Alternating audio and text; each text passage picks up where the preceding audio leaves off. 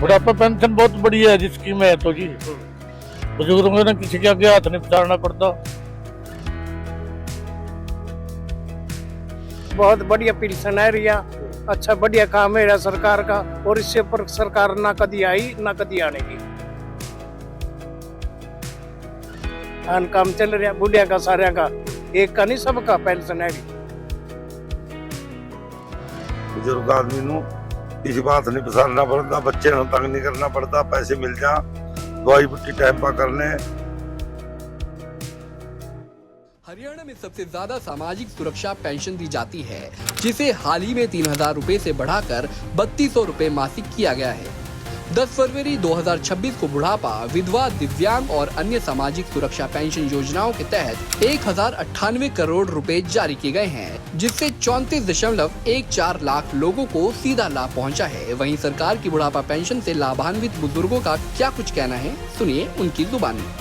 बहुत ही बढ़िया फायदा जी, ऐसा तो फिर कभी फायदा होया भी नहीं। दवाई बुट्टी टाइम पर करने, कोई चीज लानी करनी हो अपने टाइम पर कर ले जी, जो अपना बुढ़ापे का अपना दवाई बुट्टी का काम चल जा, अपने खाने पीने का काम चल जा, बहुत बढ़िया जी। सामाजिक सुरक्षा पेंशन न सिर्फ बुजुर्गों को आर्थिक तौर पर मजबूत बना रही है, बल्कि उनके सम्मान की रक्षा भी कर रही है। अब बुजुर्गों को अपनी दवाइयों के खर्चों के बारे में चिंता करने की जरूरत नहीं पड़ती, क्योंकि वो जानते हैं सीएम नायब सैनी उनकी जरूरतों का ख्याल रख रहे हैं। ये सम्मान दिया है बुजुर्गों को। 11 वर्षों में वृद्धावस्था पेंशन 1,000 रुपए से बढ़ा करके ये 3,200 रुपए मासिक किया है, 3,200 रुपए मासिक। और इसी प्रकार हमने वृद्धावस्था पेंशन में सबसे ज्यादा 2,200 रुपए की बढ़ोतरी की। सशक्त हरियाणा, मजबूत हरियाणा। मुख्यमंत्री नायब सैनी के कुशल नेतृत्व में हरियाणा में बच्चे हो या महिलाएं, युवा हो या बुजुर्ग, सबकी प्रगति और मजबूती के लिए योजनाएं बनाई गई हैं। आज असम की सरकार इस ऐतिहासिक अन्याय को खत्म करने का काम कर रही है। अब इन परिवारों को उनकी अपनी जमीन मिली है और इनके लिए पक्के घर मिलने का रास्ता भी साफ हो गया है। इससे टी गार्डन में रहने वाली बहनों को विशेष रूप से बहुत फायदा होगा। मैं चाहूंगा कि अब टी गार्डन में काम करने वाले परिवारों के बच्चे भी अच्छे से पढ़ाई करें और आगे बढ़ें। और बीजेपी सरकार ने इसके लिए भी पूरी सुविधाएं बना दी है। इसलिए ही तो हर टी गार्डन वर्कर कह रहा है, आको ये बार बीजेपी सरकार। और मेरे लिए तो ये मेरे टी गार्डन के मजदूरों का सम्मान करना मतलब मैं खुद एक कर्ज उतार रहा हूं, क्योंकि आप चाय बागान में काम करते थे, दूर सुदूर गुजरात में मेरे गांव में वो चाय की पत्ती पहुंचती थी और मैं चाय बेच बेच कर यहां तक पहुंच गया।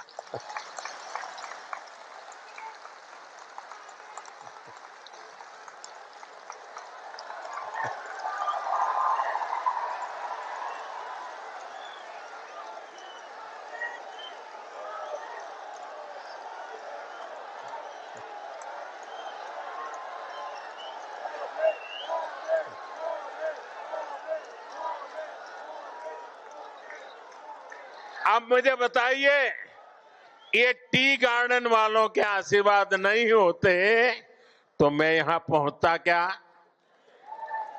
ये टी गार्डन वालों की टी मेरे यहां पहुंची और मैं आज आपके बीच पहुंचा।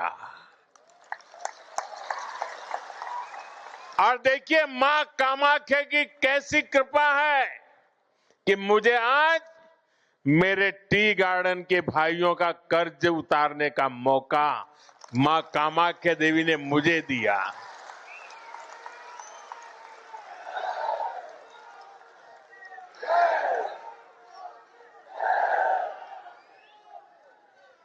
साथियों, आज से प्रसिद्ध निमाती घाट और विश्वनाथ घाट पर आधुनिक क्रूज टर्मिनल बनाने का काम भी शुरू हुआ है।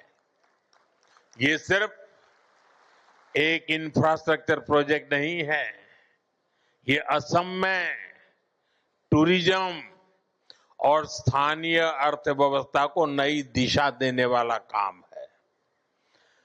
बीजेपी सरकार ने टूरिज्म को सिर्फ दर्शनीय स्थलों तक सीमित नहीं रखा है, बल्कि उसे रोजगार और विकास के बड़े अवसर के रूप में देखा है। इसी सोच के साथ ब्रह्मपुत्र नदी में भी वाटर टूरिज्म की संभावनाएं बढ़ाई जा रही हैं। क्रूज टर्मिनल बनने से ब्रह्मपुत्र पर क्रूज चलाने का काम आगे बढ़ेगा और देश दुनिया के पर्यटकों के लिए असम तक पहुंचना और आसान होगा। जब क्रूज टूरिज्म बढ़ेगा तो स्थानीय युवाओं के लिए रोजगार के नए अवसर बनेंगे। कारीगरों और हस्तशिल्प से जुड़े लोगों को नया बाजार मिलेगा।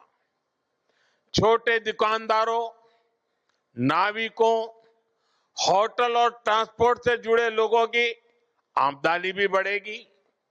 यानी असम में टूरिज्म अब सिर्फ घूमने फिरने तक सीमित नहीं है, यह स्थानीय विकास और जन समृद्धि का एक नया इंजन बन रहा है। साथियों, असम आज हमारे नॉर्थ ईस्ट यानी अष्टलक्ष्मी के नए भविष्य का एक मॉडल बन रहा है।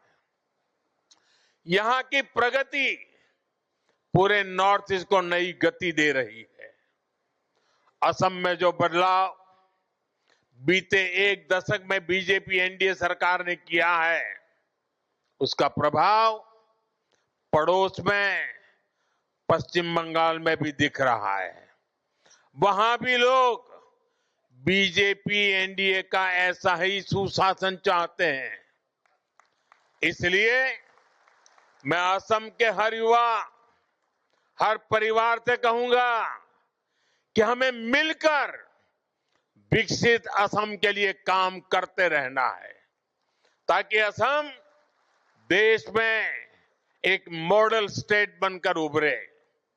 इसी आग्रह के साथ मैं जब ये सभी मुख्यमंत्री महोदय इस समारोह में हमारे साथ जुड़े हुए हैं, तो मैं उनसे एक आग्रह करना चाहता हूं। यहां जो पीएम एकता मॉल का उद्घाटन हुआ है, आप अपने राज्य की चीजें भी यहां बेचने की व्यवस्था कीजिए। आप कुछ जगह यहां लीजिए और असम में किसी को केरल की चीज चाहिए तो यहीं से मिलनी चाहिए, महाराष्ट्र के कोई चीज चाहिए यहीं से मिल जानी चाहिए, गुजरात की कोई चीज चाहिए यहां से मिल जाए, राजस्थान की चाहिए यहां मिल जाए। यानी पूरे देश की एकता का दर्शन हो। इस मॉल में हिंदुस्तान के सभी राज्यों की उपस्थिति हो। इस मॉल में असम के हर डिस्ट्रिक्ट की उपस्थिति हो।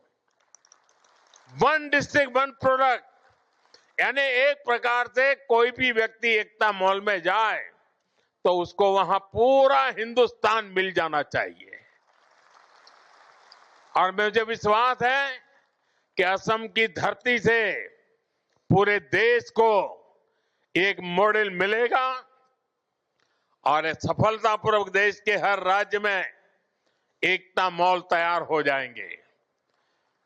आप सबको फिर से एक बार विकास की परियोजनाओं की बहुत बहुत शुभकामनाएं देता हूं। देश भर से जो किसान साथी हमारे साथ जुड़ रहे हैं, मैं उनका भी फिर से बहुत बहुत आभार व्यक्त करता हूं और मैं मां कामाख्या से प्रार्थना करता हूं कि कुछ ही दिनों के बाद जब नवरात्रि का प्रारंभ हो रहा है, मां कामाख्या की कृपा सभी देशवासियों पर बनी रहे और हम सारे संकटों को पार करते हुए नए विश्वास, नए सामर्थ्य के साथ आगे बढ़े।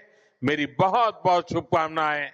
भारत माता की, भारत माता की, भारत माता की। वंदे वंदे वंदे वंदे वंदे वंदे वंदे वंदे।